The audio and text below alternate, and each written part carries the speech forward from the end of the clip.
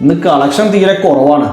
ഈ ചൂരൽമലയിൽ നിന്ന് 2 ടീം കൂടി വരാണ്ട്, എന്നാലേ ഈ കളക്ഷൻ ഒക്കുള്ളൂ നമുക്ക്. സാറ് വന്നതിന് ശേഷമാണ് ഞാനും ഒന്ന് പച്ച പിടിച്ചത്. ഇതിന്റെ മുമ്പ് ഒരു ഓഫീസർ ഉണ്ടായിരുന്നു, 5 പൈസക്ക് കൊള്ളൂലായിരുന്നു. അത് ഈ മറക്കരുതേ. അത് ഞാൻ മറക്കോ സാറേ? ഞാൻ എൻ്റെ ഹൃദയത്തിൽ ഒരു പളുങ്ക് പാത്രത്തിലാണ് സാറിനെ സൂക്ഷിച്ചിട്ടുള്ളത്. പുറത്ത് ഏതൊരു ടീം വന്നിട്ട് നിങ്ങൾ പുറത്ത് വെക്കും. ആ ടെസ്റ്റിംഗ് ബാട്ടിൽ എടുക്കും, അങ്ങോട്ട് മാറിക്കും. ആ പൈസയൊക്കെ ഒന്ന് കണക്കൂട്ടെ.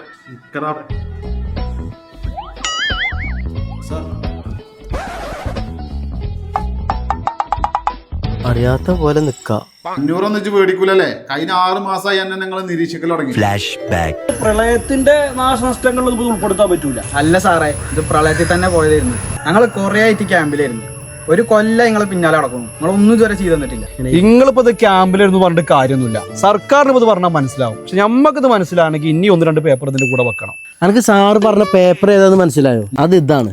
അത് നമുക്ക് എന്ത് മനസ്സിലും ചെയ്യാം. സാറേ, അങ്ങനെയാണെങ്കിലേ നാളെ ഓഫീസിലോട്ട് വാ. നാളെയാണോ വരാൻ പറഞ്ഞത്? എന്നാലും ഒരു കാര്യം ചെയ്യൂ, ഞങ്ങൾ തരുന്ന നോട്ടുമായിട്ട് നാളെ 10 മണിക്ക് വില്ലേജ് ഓഫീസിൽ പോയിക്കോളും. തൊട്ടുപിറകിൽ ഞങ്ങൾ ഉണ്ടാവും. കൈക്കൂലിയോ? ഈ മഹാത്മാവിന്റെ ഫോട്ടോ വെച്ചിട്ടാണ് കൈക്കൂലി മേടിച്ചത്. ഞാൻ എൻ്റെ ഹൃദയത്തിൽ ഒരു പളുങ്ക് പാത്രത്തിലാണ് സാറിനെ സൂക്ഷിച്ചിട്ടുള്ളത്.